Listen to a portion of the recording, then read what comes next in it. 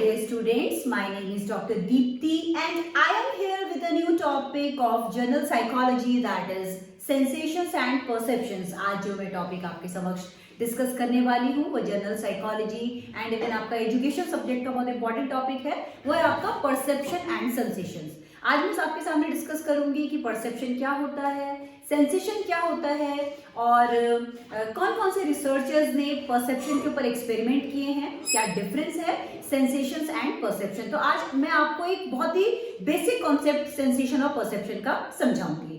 देखिए, हमारे बहुत सारे एजुकेशनिस्ट हुए हैं जिन्होंने कहा है कि senses are the gateways of knowledge, यानी कि जितने भी हमारे सेंस ऑर्गन्स हैं वो क्या होते हैं, गेटवेज है ज्ञान का। यानी कि जो भी हम ज्ञान लेते हैं, जो भी हम नॉलेज लेते हैं, वो किसके थ्रू लेते हैं, सेंसेस के थ्रू लेते हैं। और whatever we acquire knowledge through our senses is known as sensation। तो वही मैं आपके सामने डिस्कस करूंगी। देखिए, जो आपका सेंसेशन है, sensation are the first step in the way of consciousness. जो भी चीज हमारे कॉन्शियसनेस के पार्ट में, यानी कि माइंड के जिस पार्ट को हम कॉन्शियस कहते हैं, उस माइंड पर जो वो मटेरियल जाता है तो उसका सबसे पहला स्टेप सेंसेस ही होते हैं। हम जो कुछ भी ऑब्जर्व करते हैं, जो कुछ भी एजिमुलेट करते हैं, हम अपने सेंसेस के थ्रू करते हैं। अब क्या होता है कि there are different elements of sensations. वो एलिमेंट्स मैं आपके सामने डिस्कस करूंगी कि कौन कौन से एलिमेंट्स होते हैं हमारे सेंसेशंस में। तो बेसिकली जो पहला एलिमेंट है वो है आपका क्वालिटी। इसका मतलब ये है कि हर सेंसेशन की अपनी एक क्वालिटी होती है। जैसे कि अगर हम किसी सेंस को स्मेल के थ्रू हम लोग ले रहे हैं, या किसी सेंसेशन को हम विजुअल के थ्रू ले रहे हैं, या किसी सेंसेशन को हम टच के थ्रू ले रहे हैं, तो चाहे हम विजुअल, चाहे हम टच के थ्रू, चाहे हम उसे स्मेल करके ले रहे हैं, तो सबकी क्वालिटी अलग अलग होती है। यानी कि each sensation has distinct quality. उसके बाद आ जाता है आपका इंटेंसिटी। इंटेंसिटी का मतलब होता है कि कितना उसका थ्रेशोल्ड रहता है। इंटेंसिटी का मतलब होता है जैसे कि फॉर एग्जांपल अगर आप भीड़ में हैं तो आप बहुत सारी आवाजें सुन रहे हैं, लेकिन आपके कानों तक वही आवाज जाएगी जिसकी इंटेंसिटी हायर होगी, तो इसे कहते हैं intensity. Third is duration. Duration का मतलब होता है कि हर जो भी सेंसेशन होती है अपनी उसकी एक ड्यूरेशन होती है, यानी कि किस समय तक, कितने ड्यूरेशन तक वो आपके सामने प्रेजेंट है। Then comes एक्सटेंसिटी। एक्सटेंसिटी का मतलब होता है कि वो कितना एक्सटेंसिव है, उसकी पावर कितनी ज्यादा है। जैसे कि फॉर एग्जांपल अगर आप किसी रूम में एंटर करते हैं और वहां बहुत सारी पिक्चर्स होती है, लेकिन आपका जो सेंसेस होते हैं वो उस पिक्चर की तरफ जाते हैं जहां पर ब्राइट कलर्स होते हैं, या हो सकता है लाइट कलर्स की तरफ भी जा सकते हैं। तो वो डिपेंड करता है कि उसकी एक्सटेंसिटिविटी कितनी है। Then comes clarity. इनका ये मानना है कि जो सेंसेशंस होते हैं, हर सेंसेशन की अपनी क्लैरिटी होती है। चाहे हम स्मेल करके ले रहे हैं, सुन कर ले रहे हैं, टच करके ले रहे हैं, तो हर सेंसेशन की अपनी क्या होती है, क्लैरिटी होती है। Next element is localisation. Localisation का मतलब होता है कि हर जो सेंसेशन होता है अपनी उसकी एक लोकल प्लेस होती है, यानी कि अपना उसका एक रिसोर्स, आपका एक स्थान होता है। फॉर एग्जाम्पल आवाज, आवाज का क्या है, अपना एक अलग लोकलाइजेशन है। टच का, आप कैसे उस टच को, सॉफ्ट है, हार्श है, तो उसका अपने एक अलग से लोकलाइजेशन है। स्मेल का अपना एक अलग लोकलाइजेशन है। तो ये सारे के सारे क्या है, आपके एलिमेंट्स ऑफ सेंसेशन है। तो एलिमेंट्स आपके सेंसेशन कितना हो गया, पहला आपका क्वालिटी, सेकेंड है आपका intensity, third is duration, fourth is extensivity, then next is clarity and the last one is localization. Then comes types of sensation. अब जो हमारे sensations होते हैं वो अलग अलग टाइप के होते हैं। पहला जो सेंसेशन टाइप है वो है आपका विजुअल, यानी कि देखकर जो भी कुछ हम सेंस कर रहे हैं, जहां पर हमारी आंखें इन्वॉल्व, हमारे जो आईज है वो इन्वॉल्व होते हैं, उसे हम विजुअल सेंसेशन कहते हैं। Next is auditory sensation. Auditory का मतलब जो कुछ हम अपने कानों से सुन रहे हैं, that comes under the category auditory sensation. Then olfactory sensation. Olfactory का मतलब होता है कि आप जो कुछ भी स्मेल ले रहे हो, ठीक है, आपको किस तरीके की खुशबू आ रही है, चाहे वो डिशेज हैं, चाहे वो परफ्यूम है, चाहे कोई फ्लावर है, चाहे फ्रूट है, तो आप किस तरीके से उसकी स्मेल ले रहे हैं, that comes under the category olfactory sensation. Then comes taste sensation. Taste sensation में आपकी टंग इन्वॉल्व होती है, तो आप जो कुछ भी टेस्ट कर रहे हैं वो आपकी टेस्ट सेंसेशन में आती है। Then comes tactual sensation. Tactual sensation का मतलब आपके फीलिंग से जुड़ा हुआ होता है, जो भी कुछ आप टच करके फील कर रहे हैं, that comes under the category tactual sensation.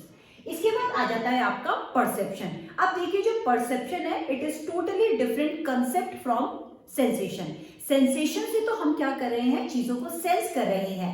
अब क्या होता है, जब हम सेंस कर रहे हैं तो हम उन सेंसरी मैकेनिज्म के थ्रू परसीव करते हैं। हमने चीजों को ऑब्जर्व किया, एजिमुलेट किया, फिर हम अपना एक परसेप्शन डेवलप करते हैं। तो परसेप्शन बेसिकली क्या है, आपका एक कंटेम्पररी एक्सपीरियंस है, आपका एक रियल एक्सपीरियंसेस है, जहां पर आपके सेंसरी एक्सपीरियंसेस हेल्प करते हैं।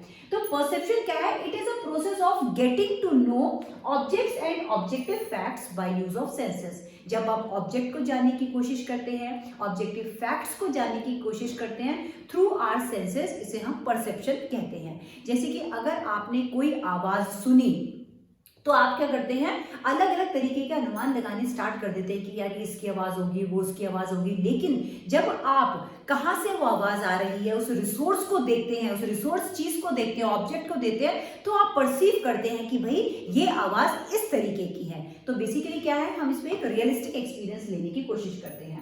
तो it is a contemporary experiences because it relates to person. ये एक कंटेम्पररी एक्सपीरियंस होता है which is related to a person और एन ऑब्जेक्ट और एन इवेंट। इसके बाद में आपसे हमने डिस्कस करना चाहूंगी कि क्या डिफरेंस होता है सेंसेशन और परसेप्शन पे। देखिए जो सेंसेशन होता है, it is a normal initial mental process. आपके मेंटल प्रोसेस का ये सबसे पहला स्टेप होता है। सबसे इनिशियली क्या करता है, हम चीजों को अपने ही सेंसेस से ऑब्जर्व करते हैं। जो आपका परसेप्शन है, it is complex and refined mental activity. वो तो आपका सिंपल हो गया सेंसेशन, ये आपके कॉम्प्लेक्स मेंटल एक्टिविटी के अंतर्गत आता है। इसके बाद आता है आपका सेंसेशन का नेक्स्ट पॉइंट है, sensation begins with some stimulus. जो सेंसेस होते हैं वो किसी स्टिमुलस के प्रति ही आपके डेवलप होते हैं। जब आपके सामने कोई स्टिमुलस होता है, कोई ऑब्जेक्ट या इवेंट होता है, तभी सेंसेस हमारे एक्टिवेट होते हैं। लेकिन जो आपका परसेप्शन होता है, it begins with some object. ये सामने कोई ऑब्जेक्ट होता है, कोई रियल ऑब्जेक्ट होता है, फिर आपका परसेप्शन डेवलप होना स्टार्ट हो जाता है। Then coming to sensation. Sensation is based upon external stimuli conditions. जो आपके सेंसेशंस होते हैं, इसके लिए कौन रिस्पॉन्सिबल होते हैं, जो हमारे एक्सटर्नल स्टिमुलाई होते हैं। और आपका परसेप्शन में क्या होता है, आपके internal mental conditions play an important. जो आपका इंटरनल मेंटल कंडीशंस, यानी कि आप किस तरीके से उन चीजों को परसीव कर रहे हैं, वहां पर आपकी कॉम्प्लेक्स मेंटल एक्टिविटी इन्वॉल्व होती है। The last is the basis of sensation is mental analysis, और इसका है the process of perception constitute actual experience। जो आपका perception है वो एक actual experience ले रहा है, और sensation में आप क्या करते हैं, mental analysis करते हो। इसके बाद आ जाता है आपका परसेप्शन। देखिए आपका जो परसेप्शन है, इसमें क्या होता है कि काफी सारे जो रिसर्चर्स थे, जो साइकोलॉजिस्ट थे, उन्होंने बहुत सारे एक्सपेरिमेंट्स कंडक्ट किए थे। बहुत शॉर्ट में मैं आपको बताऊंगी। जो सबसे पहला एक्सपेरिमेंट परसेप्शन के हुआ था, वो है आपका एक पियाजे ने किया था, जो हमारे एक स्विस साइकोलॉजिस्ट थे। पियाजे ने क्या किया कि उन्होंने एक छोटे बच्चे के ऊपर एक्सपेरिमेंट किया था। मेरे ख्याल से वो बच्चा शायद 1 साल का था। तो वो अपनी मदर के साथ उनके क्लिनिक में आया, उनके पास आया। उन्होंने अपनी एक रिस्ट वॉच, जो कि काफी अट्रैक्टिव थी, वो रिस्ट वॉच उस बच्चे को खेलने को दे दी। पहले उन्होंने अट्रैक्ट किया उस रिस्ट वॉच से, वो बच्चा कुछ टाइम तक खेलने लगा। फिर पियाजे ने क्या किया, उस रिस्ट वॉच को लेफ्ट साइड कारपेट के नीचे उसको छुपा दिया। उसकी माँ के द्वारा उसे उस रिस्ट वॉच को ढूंढने को कहा गया। उस बच्चे ने तुरंत क्या किया, लेफ्ट साइड से उस रिस्ट वॉच को निकाल कर दे दिया। अब नेक्स्ट टाइम पे क्या किया कि पियाजे ने उस रिस्ट वॉच को दोबारा उसे खेलने को दिया, और इस बार उन्होंने right side of the carpet में उसको छुपा के रख दिया। बच्चे को दोबारा से जब रिस्ट वॉच को ढूंढने को कहा गया, तो उसने लेफ्ट साइड कारपेट के ही उसको उठाकर देखा, जहां पर रिस्ट वॉच नहीं थी। तो इससे ये कंक्लूड होता है कि बच्चे ने क्या किया, जो आपका लोकलाइजेशन था उसको परसीव कर लिया कि वो जो जगह थी कि यहीं पर वो चीज छुपी होगी। तो ये पियाजे का एक्सपेरिमेंट था। दूसरा एक्सपेरिमेंट आपका रॉजर्स ने किया था। रॉजर्स ने क्या किया, उन्होंने देखा कि एक बच्चा दूसरे बच्चे के पास एक बैलून था, उसको देखकर रो रहा था। रॉजर्स ने क्या किया कि सेम वो बैलून जैसा उस दूसरे बच्चे के पास था जिसको देखकर वो रो रहा था, जिद कर रहा था, वैसे ही बैलून उस बच्चे को लाकर दे दिया जो कि रो रहा था। लेकिन वो बच्चा फिर भी चुप नहीं हुआ, फिर भी शांत नहीं हुआ, क्योंकि उसको वही बैलून चाहिए था। तो ये सब आपके क्या है, परसेप्शन के आपको एक्सपेरिमेंट्स बता रही हूँ। Then comes Warner's experiment. Warner ने क्या किया कि इन्होंने ये कहा कि जो 3 साल तक जो बच्चा होता है उसके जो परसेप्शन ऑफ थॉट्स रहते हैं वो क्लियर नहीं होते। जैसे जैसे वो लर्निंग एक्सपीरियंसेस लेता रहता है उसके परसेप्शन के थॉट्स और ज्यादा क्लियर होते रहते हैं। तो इनका बेसिकली वार्नर का ये मानना था कि हमारी जो मेच्योरिटी लेवल होता है, जो हमारे लर्निंग एक्सपीरियंसेस होते हैं, it plays an important part in the development and clarity of perception. इसके बाद आपके एक और साइकोलॉजिस्ट थे जिनका नाम था A.G. डुगलस। इनका एक्सपेरिमेंट था, इन्होंने क्या किया था कि 60 डिफरेंट कार्ड्स इन्होंने एक बच्चे को दे दिए। वो बच्चे को बोला गया कि आप इसको एनालाइज करो, देखो। तो जितने भी आपके 60 कार्ड्स थे उस बच्चे ने उसको ऑब्जर्व करना स्टार्ट किया। धीरे धीरे उन्होंने ये माना, कुछ कंक्लूजन्स उन्होंने दिए थे। उन्होंने कहा था कि जो आपके मोटिवेशन होता है it plays an important part in perception. इन्होंने कहा था कि अगर हम किसी भी व्यक्ति को मोटिवेट करते हैं तो उसका चीजों को परसीव करने का जो एक क्राइटेरिया होता है वो बहुत अच्छा डेवलप हो जाता है। तो इनका कंक्लूजन बेसिकली किसके ऊपर था, मोटिवेशन के ऊपर था। उसके बाद मैं आपके सामने डिस्कस करूंगी कि कौन कौन से फैक्टर्स होते हैं परसेप्शन में। देखिए, आपका जो सबसे पहला फैक्टर रिस्पॉन्सिबल होता है परसेप्शन के लिए वो है आपका रिसेप्टर प्रोसेस। रिसेप्टर प्रोसेस का मतलब होता है कि हमारे सेंस ऑर्गन किस तरीके से चीजों को रिसीव कर रहे हैं। तो this comes under the category receptor process. उसके बाद आता है आपका symbolic process.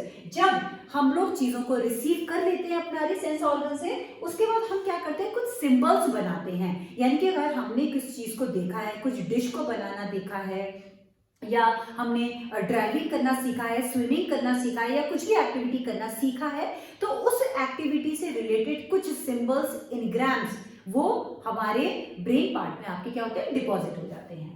Then comes affective process.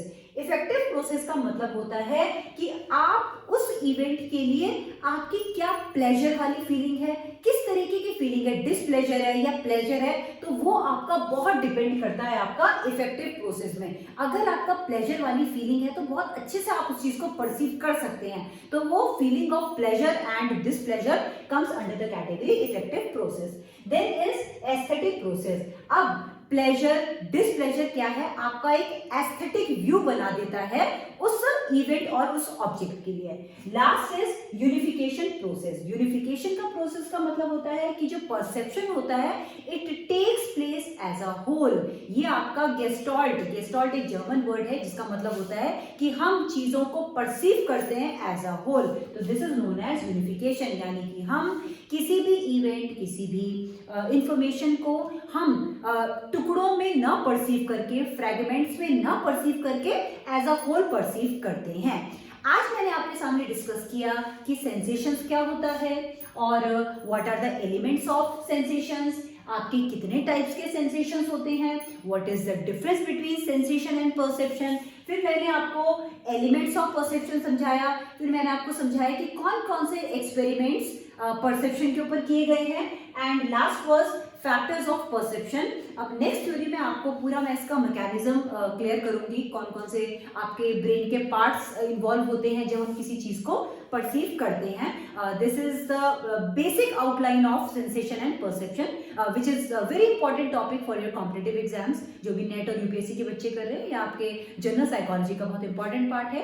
अगर आप चाहते हैं कि इसी तरीके के एजुकेशनल इंफॉर्मेटिव वीडियोस मैं आपके समक्ष लेके आती रहूं, तो please share and subscribe my channel. Thank you so much.